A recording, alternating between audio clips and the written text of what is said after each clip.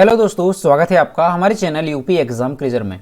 दोस्तों आज के वीडियो में हम 14 फरवरी से संबंधित उत्तर प्रदेश के सभी एग्जाम्स के लिए मोस्ट इंपॉर्टेंट करंट अफेयर के क्वेश्चंस को डिस्कस करेंगे और हर एक क्वेश्चन से रिलेटेड आपको फैक्ट भी बताएंगे। और वीडियो के अंत में हम आपसे एक क्वेश्चन भी पूछेंगे जिसका जवाब आपको कमेंट बॉक्स में देना है। और अगर आपको इसकी PDF डाउनलोड करनी है तो इसकी PDF आप हमारे टेलीग्राम ग्रुप से डाउनलोड कर सकते हैं। टेलीग्राम ग्रुप की लिंक आपको वीडियो के डिस्क्रिप्शन में मिल जाएगी। तो चलिए शुरू करते हैं। आज का सेशन शुरू करने से पहले हम कल के क्वेश्चंस का रिवीजन करेंगे। कल का पहला क्वेश्चन है, भारतीय राष्ट्रीय महिला दिवस कब मनाया जाता है?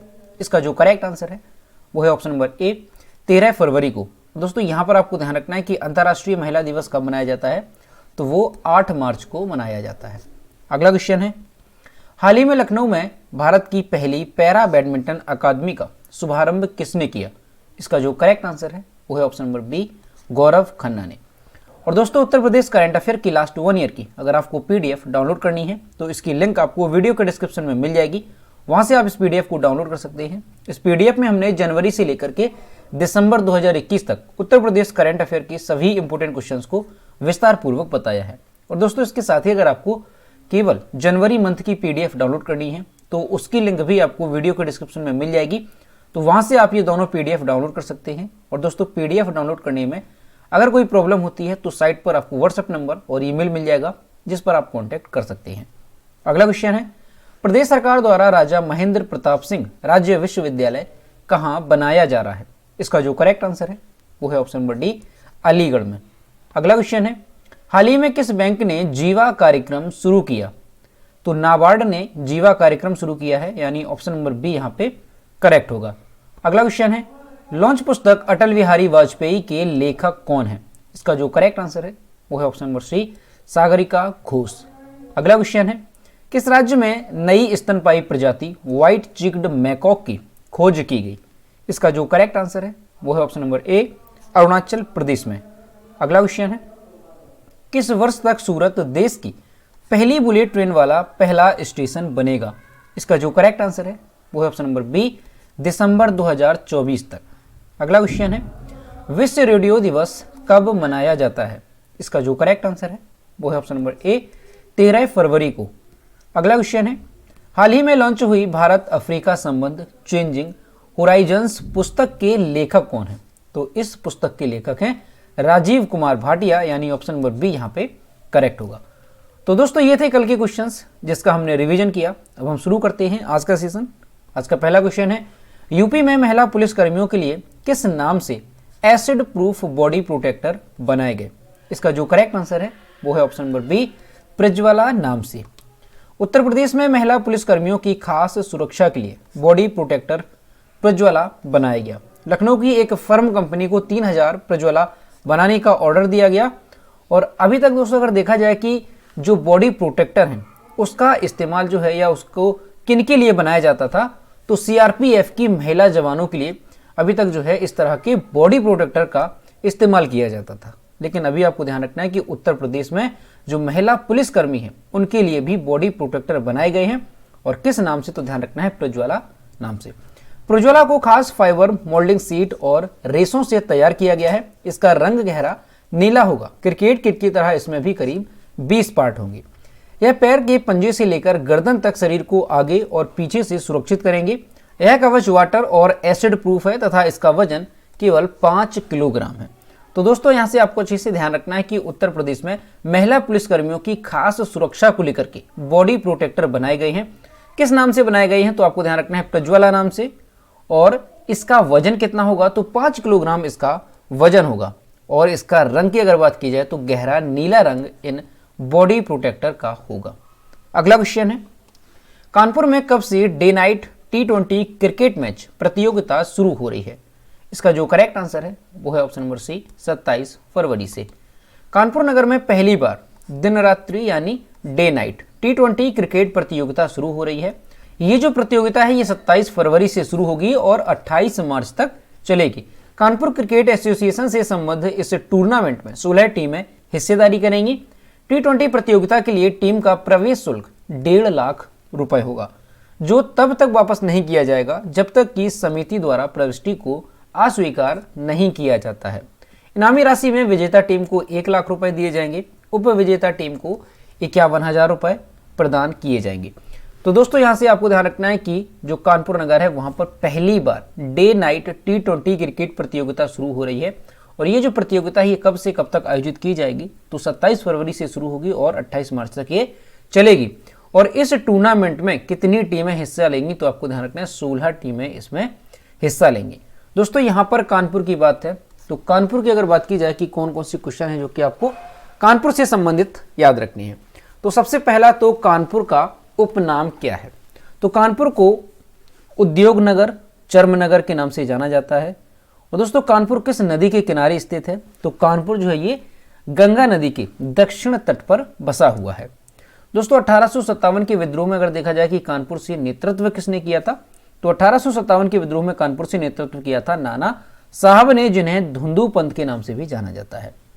दोस्तों भारतीय राष्ट्रीय कांग्रेस की पहली भारतीय महिला अध्यक्ष सरोजिनी नायडू ने 1925 में कानपुर अधिवेशन की अध्यक्षता की थी।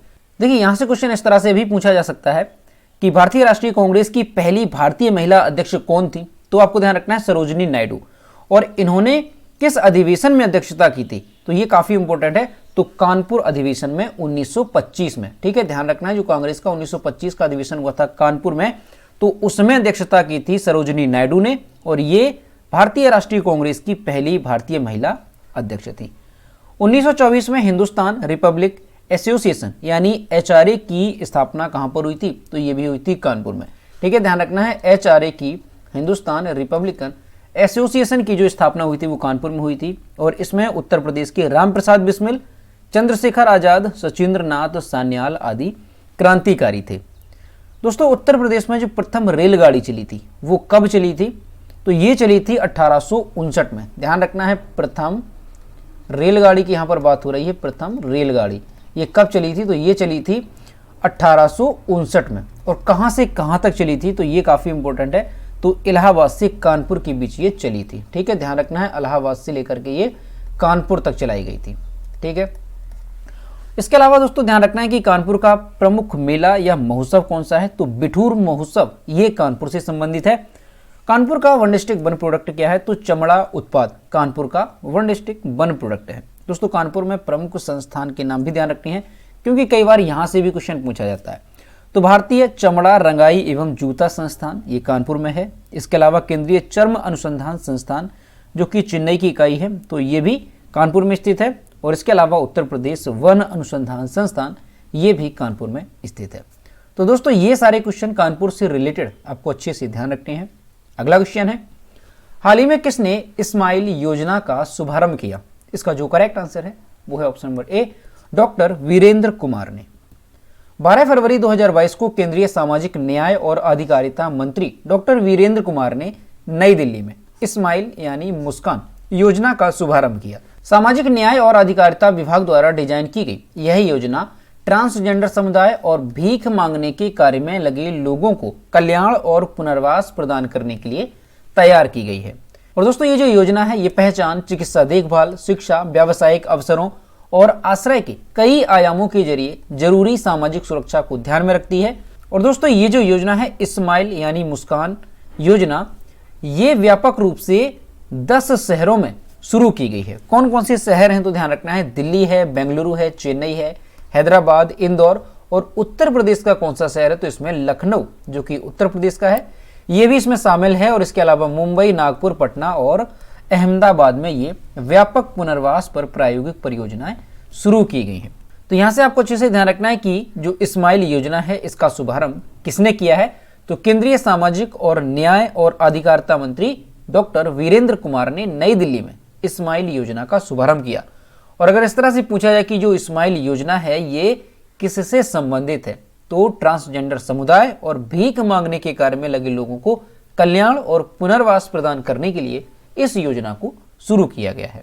और दोस्तों इस योजना से संबंधित आपको ध्यान रखना है कि मंत्रालय ने 2021-22 से 2025-26 तक इस योजना के लिए कितनी राशि आवंटित की है, तो ध्यान रखना है 365 करोड़। ठीक है, 365 करोड़ रुपए जो है धनराशि आवंटित की गई है मंत्रालय के द्वारा इस योजना के अंतर्गत। अब दोस्तों ये जो योजना है स्माइल योजना, इसमें 2 उप योजनाएं हैं। पहली है ट्रांसजेंडर व्यक्तियों के कल्याण के लिए समग्र पुनर्वास की केंद्रीय योजना, और दूसरी है भीख मांगने वालों के लिए समग्र पुनर्वास की केंद्रीय योजना। यानी जो स्माइल योजना है, अगर पूछा जाए कि इसमें कितनी उप योजनाएं हैं, तो 2 उप योजनाएं। पहली जो योजना है वो ट्रांसजेंडर समुदाय के लिए है और दूसरी जो है वो भीख मांगने वालों के लिए है। अगला क्वेश्चन है, मुंबई इंटरनेशनल फिल्म फेस्टिवल का 17वां संस्करण कब से कब तक आयोजित किया जाएगा? इसका जो करेक्ट आंसर है वो है ऑप्शन नंबर बी, 29 मई से 4 जून 2022 तक। डॉक्यूमेंट्री, शॉर्ट फिक्शन और एनिमेशन फिल्मों के लिए मुंबई इंटरनेशनल फिल्म फेस्टिवल का 17वां जो संस्करण है उसका आयोजन 29 मई से 4 जून 2022 तक फिल्म डिवीजन कॉम्प्लेक्स मुंबई में आयोजित किया जाएगा। 1 सितंबर 2019 और 31 दिसंबर 2021 के बीच पूरी की गई फिल्में MIFF यानी मुंबई इंटरनेशनल फिल्म फेस्टिवल 2022 में प्रविष्टि के लिए पात्र हैं। महोत्सव की सर्वश्रेष्ठ डॉक्यूमेंट्री को स्वर्ण शंख और 10 लाख रुपए का नगद पुरस्कार दिया जाएगा।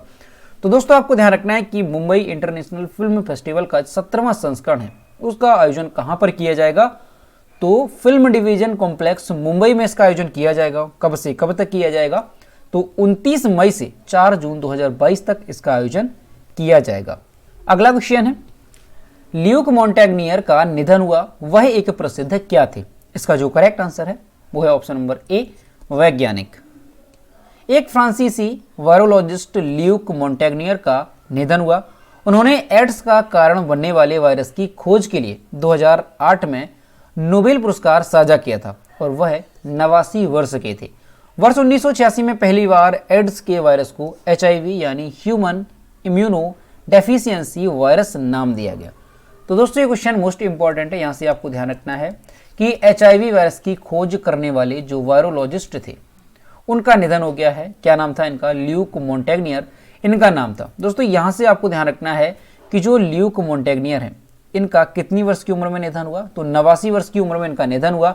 ये किस देश के निवासी थे? तो ये फ्रांस के निवासी थे। ठीक है, ये फ्रांसीसी वायरोलॉजिस्ट थे। दोस्तों इन्हें कब नोबेल पुरस्कार दिया गया था एड्स का कारण बनने वाले वायरस की खोज के लिए? तो इन्हें 2008 में नोबेल पुरस्कार दिया गया था। और दोस्तों एक चीज और ध्यान रखनी है कि जो HIV वायरस है ये किस बीमारी के लिए उत्तरदायी है? तो ये एड्स के लिए उत्तरदायी है। और सबसे पहले जो HIV वायरस है इसे HIV नाम कब दिया गया? तो 1986 में इसे HIV नाम दिया गया था। दोस्तों एक क्वेश्चन और ध्यान रखना है कि जो एड्स दिवस है वो कब मनाया जाता है? तो ये 1 दिसंबर को मनाया जाता है। ठीक है, ध्यान रखना है एड्स दिवस 1 दिसंबर को मनाया जाता है। अगला क्वेश्चन है, ESPN Cricinfo captain of the year award 2022 किसे मिला? इसका जो करेक्ट आंसर है वो है option number C, Ken Williamson को। न्यूजीलैंड क्रिकेट टीम के कप्तान केन विलियमसन को ESPN Cricinfo captain of the year award 2022 मिला। केन विलियमसन 900 रेटिंग अंक हासिल करने वाले न्यूजीलैंड के पहले बल्लेबाज हैं, जबकि men's one day player of the year लगातार दूसरे साल रॉस टेलर को चुना गया। कॉलिन मुंडो को T20 match player of the year भी चुना गया है। तो दोस्तों यहां से ध्यान रखना है कि अगर पूछा जाए कि ESPN Cricinfo captain of the year award 2022 का किसे दिया गया, तो वो दिया गया है केन विलियमसन को। अगर पूछा जाए कि men's one day player of the year किसे चुना गया, तो लगातार दूसरी साल रॉस टेलर को इस अवार्ड के लिए चुना गया। और जो कॉलिन मुंडो हैं उन्हें T20 match player of the year चुना गया है। तो तीनों यहां से आपको अच्छे से ध्यान रखने हैं। अगला क्वेश्चन है, हाल ही में जारी आंकड़ों के मुताबिक वर्ष 2021 में किसने भारत को रिकॉर्ड 4.6 बिलियन अमेरिकी डॉलर का ऋण दिया? इसका जो करेक्ट आंसर है वो है ऑप्शन नंबर डी, एशियाई विकास बैंक ने। एशियाई विकास बैंक के द्वारा हाल ही में जारी आंकड़ों के मुताबिक वर्ष 2021 में एशियाई विकास बैंक ने भारत को रिकॉर्ड 4.6 बिलियन अमेरिकी डॉलर का ऋण दिया। भारत के लिए ADB का नियमित वित्त पोषण कार्यक्रम परिवहन, शहरी विकास, वित्त, कृषि और कौशल निर्माण का समर्थन करने के लिए बनाया गया है। दोस्तों ADB की अगर बात की जाए कि इसकी स्थापना कब हुई थी, तो इसकी स्थापना हुई थी 19 दिसंबर। कब हुई थी? 19 दिसंबर 1966 को। ठीक है, ध्यान रखना है 19 दिसंबर 1966 को ADB की स्थापना हुई थी। और दोस्तों ADB का जो हेडक्वार्टर है वो कहां पर है? तो ध्यान रखना है फिलीपींस में ADB का हेडक्वार्टर है। और ADB में जो मेंबर हैं वो कितने देश इसके सदस्य देश हैं? तो ध्यान रखना है 68 कंट्रीज जो है वो इसमें मेंबर है। अगला क्वेश्चन है 2028 के ग्रीष्मकालीन खेलों के लिए अंतर्राष्ट्रीय ओलंपिक समिति ने कितने खेलों को मुख्य खेलों में शामिल करने की मंजूरी दे दी है? इसका जो करेक्ट आंसर है वो है ऑप्शन नंबर सी, 3 खेलों को। अंतर्राष्ट्रीय ओलंपिक समिति ने लॉस एंजल्स में 2028 के ग्रीष्मकालीन खेलों के लिए मुख्य खेलों में सर्फिंग, स्केटबोर्डिंग और स्पोर्ट क्लाइंबिंग को शामिल करने की मंजूरी दे दी है। इन खेलों ने टोक्यो ओलंपिक में अपना ओलंपिक पदार्पण किया और 2024 में पेरिस के लिए अतिरिक्त सूची में शामिल किया जाएगा। मुक्केबाजी, भारोत्तोलन और आधुनिक पेंटाथलॉन को संभावित रूप से LA 28 यानी लॉस एंजल्स में 2028 में प्रारंभिक खेल कार्यक्रम में शामिल किया जा सकता है। तो दोस्तों ध्यान रखना है कि लॉस एंजल्स में 2028 के ग्रीष्मकालीन खेलों के लिए मुख्य खेलों में शामिल करने की मंजूरी दी गई। कौन कौन से खेल हैं तो ध्यान रखना है, सर्फिंग, स्केटबोर्डिंग और इसके अलावा स्पोर्ट क्लाइंबिंग को। अगला क्वेश्चन है किस देश के खिलाड़ी सुरंगा लकमल ने अंतर्राष्ट्रीय क्रिकेट से संन्यास की घोषणा की? इसका जो करेक्ट आंसर है वो है ऑप्शन नंबर बी, श्रीलंका के। श्रीलंका के पूर्व टेस्ट कप्तान सुरंगा लकमल ने अंतर्राष्ट्रीय क्रिकेट से संन्यास की घोषणा की है। उन्होंने डर्बीशायर क्रिकेट क्लब के साथ 2 साल का करार किया यानी समझौता किया।